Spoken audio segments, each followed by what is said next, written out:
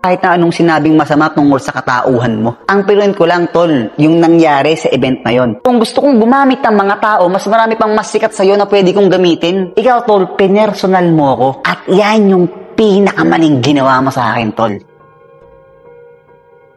Nasaktan si Christian Mert Gray o mas kilala bilang Makagwapo sa pamimersonal ni Wamos bilang tugon sa kanyang naging opinyon sa di angkop na programa noong birthday ni Meteor.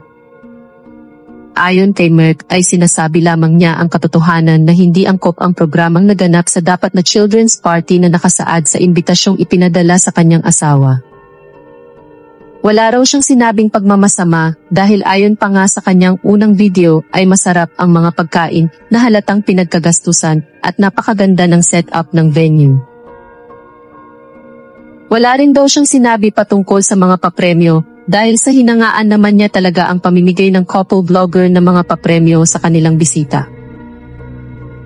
Ang kanya lamang daw hindi nagustuhan sa buong party ay ang mga performances ng bawat miyembro ng pamilya na tila naging Cruise Got Talent na.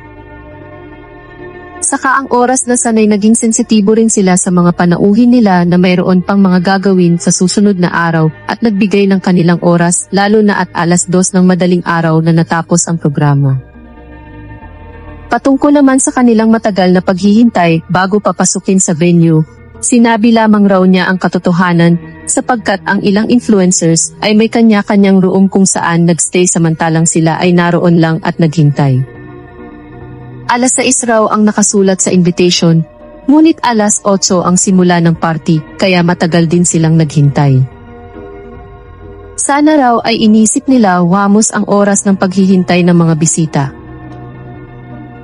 Wala raw siyang sinabing kahit na anong personal laban kay Wamos kasi hindi daw niya ito lubos na kilala. Binigyan din niya na hindi pangit ang kani-kanilang performance sadyang hindi lang naangkop sa lugar at okasyon.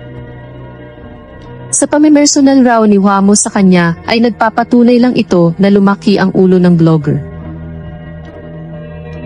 Alam naman raw niya na kahit na personal siyang magpadala ng mensahe kay Wamos ay hindi pa rin ito tatanggap ng opinyon ng iba.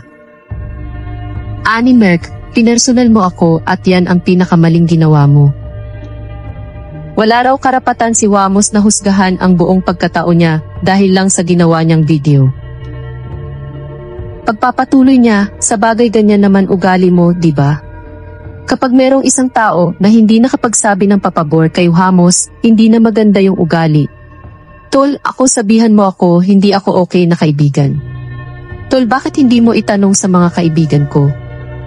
Alam mo ba kung ano akong klaseng kaibigan? Nagbigay ako ng totoo kong komento. Bakit ako nagbigay?